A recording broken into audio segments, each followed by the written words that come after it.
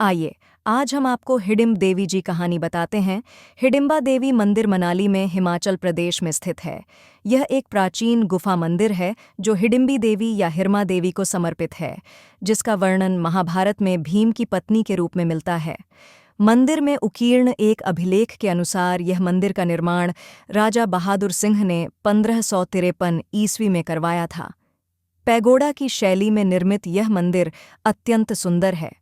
यह मंदिर मनाली शहर के पास के एक पहाड़ पर स्थित है। मनाली आने वाले सैलानी यहाँ जरूर आते हैं। देवदार वृक्षों से घिरे इस मंदिर की खूबसूरती बर्फबारी के बाद देखते ही बनती है।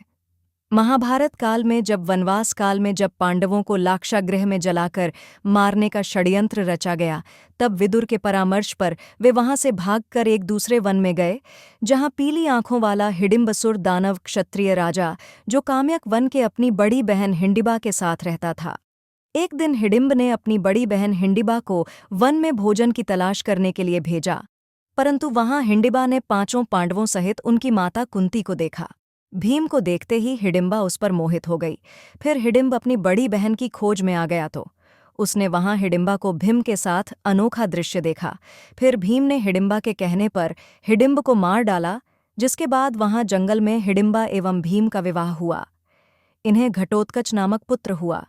हिमाचल प्रदेश के मनाली में इन दोनों हिडिंबा और पुत्र घटोत्कच के मंदिर आज भी हैं।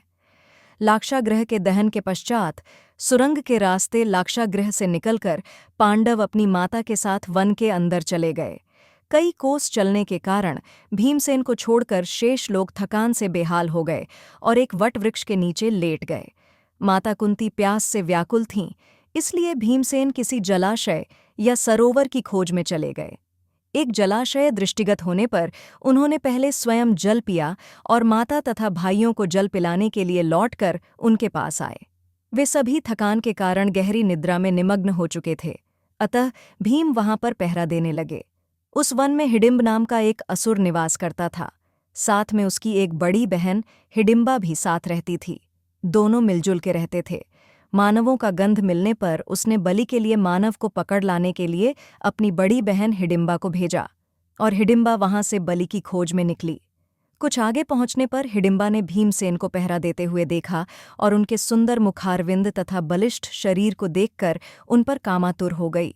उसने अपनी राक्षसी माया से एक अपूर्व लावण्यमयी सुंदरी का रूप बना लिया और भीमसेन के पास जा पहुंची।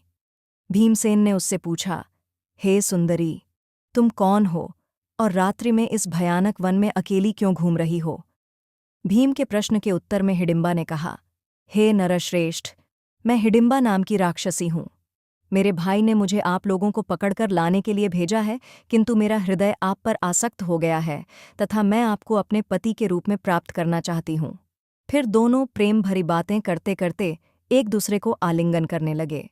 इधर अपनी बहन को लौटकर आने में विलंब होता देखकर मेरी बड़ी बहन कहीं संकट में ना हो, यह सोचकर हिडिंब उस स्थान में जा पहुंचा जहां पर हिडिंबा भीमसेन के साथ कामातुर होकर आलिंगन कर रही थी। अपनी बहन हिडिंबा को अनजान पर पुरुष के साथ आलिंगन करते देखकर वह आश्चर्यचकित हो उठा। फिर वह अपनी बहन हिडिंबा की ओर जाने लगा।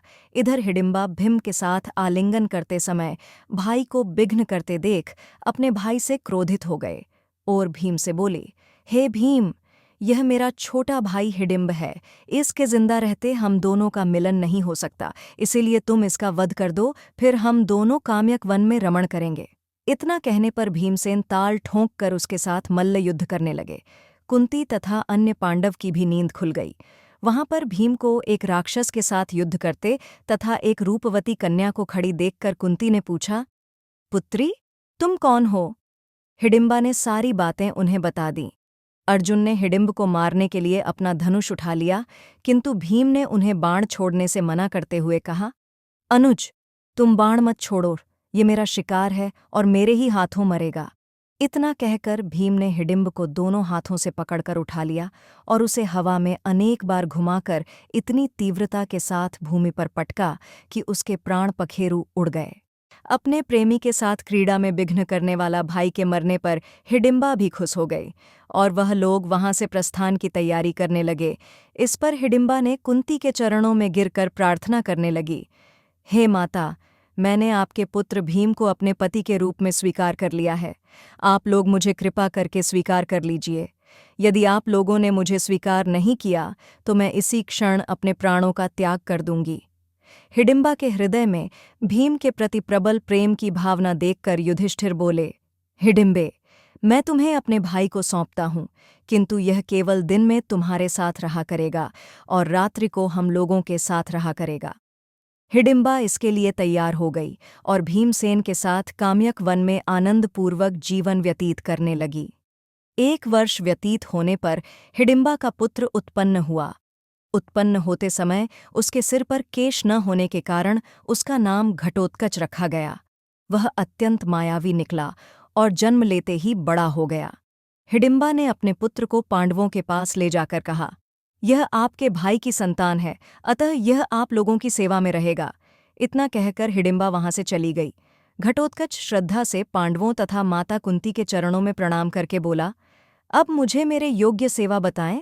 उसकी बात सुनकर कुंती बोली, तू मेरे वंश का सबसे बड़ा पौत्र है, समय आने पर तुम्हारी सेवा अवश्य ली जाएगी। इस पर घटोत्कच ने कहा, आप लोग जब भी मुझे स्मरण करेंगे मैं आप लोगों की सेवा में उपस्थित हो जाऊंगा। इतना कहकर घटोत्कच वर्तमान उत्तराखंड की ओर चला गया। कहानी अच्छी लगी हो तो लाइक करें, सब्सक्राइब करें और शेयर करें। धन्यवाद।